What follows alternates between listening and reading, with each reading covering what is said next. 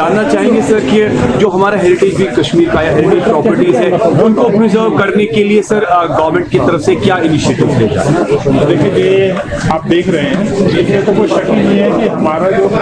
इतिहास है, चाहे पूरा भारत का ले लीजिए और कश्मीर का ले लीजिए, वो भी कोई कम नहीं है। इसकी शुरुआत से जो आपने देखे, एक तो आप यहाँ भी देख सकते हैं, फिर उसके बाद हमारा म्यूजियम है, उसमें भी आप देखिए किस तरीके से हमने इसको सब कुछ सवार के सजोज के रखा हुआ है। और इसकी जो लोकेशन है हेरिटेज वॉक की, इससे अच्छी हो ही नहीं सकती, क्योंकि आपको पता है मेरी आपके माध्यम से रिक्वेस्ट है कि सभी बच्चों को या सबको ये प्रेरणा दें और लोग आके देखें, क्योंकि ये तो फैक्ट है कि जिसको अपने देश पे या अपने हेरिटेज पे गर्व ना हो तो फिर आगे मुझे नहीं लगता कि उसके लिए ठीक है आगे वो प्रोग्रेस कर सकता है।